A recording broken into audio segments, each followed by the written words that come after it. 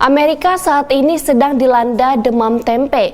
Hal tersebut viral akibat populernya diet nabati vegetarian dan vegan di Amerika. Serikat Warga Amerika tampak tertarik dengan makanan yang disajikan Azzaki Food International yang ada di Indonesia. Berikut laporan selengkapnya dari tim VOA. Kita produsen tempe menggunakan kedelai mayoritas dari Amerika Serikat.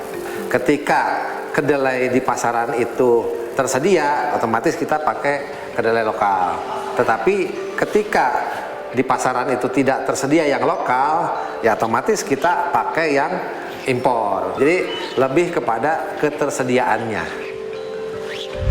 Saya Cucup Ruhyat, Direktur PT Azzaki Food International, perusahaan yang telah ekspor tempe ke berbagai negara, salah satunya adalah Amerika Serikat. Ya, mayoritas kedelai impor yang masuk ke Indonesia ini bersumber dari Amerika, karena Amerika Serikat ini adalah negara kedua penghasil kedelai terbesar di dunia setelahnya Brazil. Indonesia menjadi salah satu pasar terbesar juga setelah China buat Amerika Serikat. Jadi mungkin 50-60% kedelai impor dari Amerika yang masuk ke Indonesia itu digunakan untuk tempe. Ya memang trennya sedang naik. Kebetulan saya juga sekarang sedang ada rintis kerjasama dengan pengusaha di UK, dan salah satu target marketnya adalah Eropa, Amerika. Dan mereka membuat forecast yang cukup meyakinkan, ya, artinya sekian ratus persen naiknya. Karena tempe ini sudah diakui sebagai salah satu superfood dunia. Amerika itu termasuk salah satu yang rewel dengan perizinan. Betul. Nah, ini apa aja Pak langkah yang harus ditempuh? Dimulai dari kita ekspor perdana ke Jepang, kemudian ke Korea, tentu saja kita sudah memenuhi sertifikasi untuk ekspor. Kita sudah memiliki sertifikasi HACCP yang merupakan sertifikasi basic untuk pangan ini bisa ekspor. Memang tuntutan pasar Amerika ini lebih tinggi, ya. Kita juga dituntut untuk lolos sertifikasi FDA, FDA-nya Amerika, dan itu kita sudah penuhi. Kalau kita mau bermain lebih lagi di Amerika, tuntutan mereka tentu saja ada sertifikasi berikutnya, diantaranya ISO 22000, artinya satu level di atas HACCP, dan Azzaki Food International memang komitmen untuk memenuhi itu.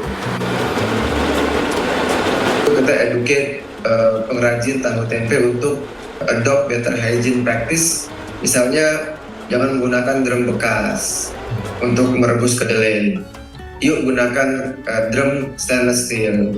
Jangan menggunakan injak kaki untuk mengupas kulit kedelai. Gunakan mesin, gitu ya.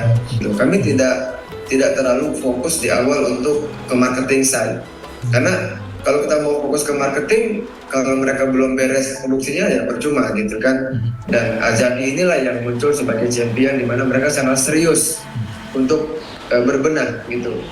Sehingga kita lebih arahkan Azzaki untuk misalnya ke branding, marketing, packaging. Lalu mereka boleh ikut pameran, ekspor ke luar negeri. Nah, ini adalah ruang produksi kering pemirsa, di mana kedelai yang sudah matang ditiriskan lalu juga dipak. Nah, setiap bulannya PT Azzaki Food International memproduksi sekitar 60 ton tempe yang 70% diantaranya disalurkan ke Jepang, sementara sisanya diekspor ke berbagai negara seperti Korea, Taiwan, dan juga tentunya Amerika Serikat. Dan yang menarik adalah orang-orang Amerika sendiri menginginkan tempe dari Indonesia sebagai negara asal. We had gado-gado, soto rawan, we had tempe mendoan. I loved it. It's got that nutty flavor. It's not like tofu that is mushy. It's got a firmness, and it's been available here in the United States for quite a while. The Indonesian is more flavorful. I think that there's more of the whole soybean or pieces of the soybean. It's just got a much nuttier flavor. You don't need to add anything.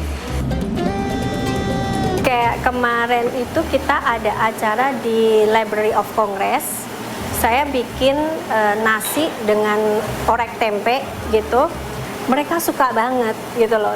Kalau saya bilang itu kan menu kampung ya, maksudnya menu tradisional gitu kan, tapi ternyata responnya positif.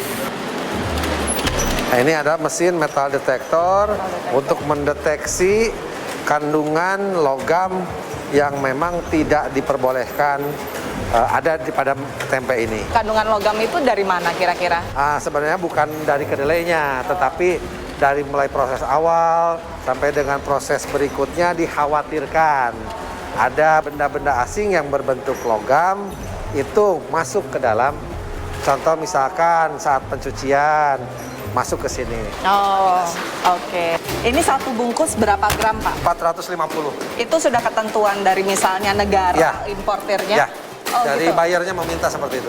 Oke. Jadi untuk masing-masing negara mereka punya permintaan yang Sendiri-sendiri, berbeda-beda. kita ngikutin permintaan mereka. Ini Oke. untuk Jepang minta 450 gram. Oke. Kalau Korea? Korea 200 sama 450 juga. Oke. Kalau untuk Amerika Serikat? 200.